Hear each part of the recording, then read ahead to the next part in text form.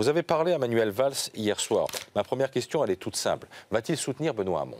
La réponse, c'est qu'il n'apportera pas son parrainage à Benoît Hamon dans cette période. C'est que les parrainages se terminent vendredi. Il n'apportera sans doute pas son parrainage. Le soutien, il lui a déjà accordé, souvenez-vous, au soir du deuxième tour. Il a respecté la règle de la primaire, mais depuis, c'est vrai qu'il s'est mis en retrait, qu'il a pris de recul et qu'il ne participe pas en aucune manière à la campagne de Benoît Hamon. En gros, l'état d'esprit de Manuel Valls et des Valsistes, c'est quoi ? Il y a un dilemme. Il y a un dilemme pour une raison extrêmement simple, c'est que Marine Le Pen est très haute, qu'elle est aux portes du pouvoir, qu'elle est en situation peut-être de l'emporter, et que même si François Fillon était face à elle, ils ne sont pas sûrs, Manuel Valls et ses amis, que François Fillon pourrait l'emporter compte tenu de tout ce qui lui arrive face à Marine Le Pen. Donc il faudra faire un choix. Il est beaucoup trop tôt pour faire encore ce choix. Alors oui, Manuel Valls, statutairement, parce qu'il y aura un après présidentiel, il ne peut pas donner l'impression de trahir son camp, son parti, etc.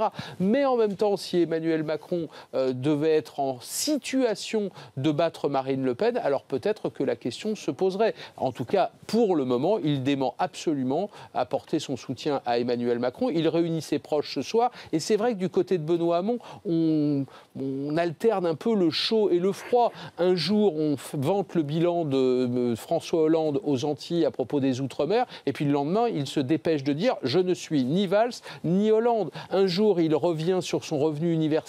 Vous vous souvenez qu'il devait coûter 400 milliards et qui aujourd'hui se rapproche singulièrement du revenu décent qu'avait proposé Manuel Valls pendant la primaire. Et en même temps, on envoie un certain nombre de signaux pour dire bah non, il y a des désaccords, il y a les Valsistes d'un côté, les hamonistes de l'autre. Et d'ailleurs, l'entourage de Benoît Hamon ne fait absolument rien pour que ces Valsistes reviennent dans le jeu. Bref, on est dans une sorte d'entre-deux. Si vous ajoutez à ça que Benoît Hamon a quand même passé un mois à s'occuper de Yannick Jadot et de Jean-Luc Mélenchon plutôt que de sa famille, souvenez-vous du jour où Bernard Cazeneuve est allé voir Benoît Hamon en lui disant « L'essentiel, c'est de rassembler la famille ».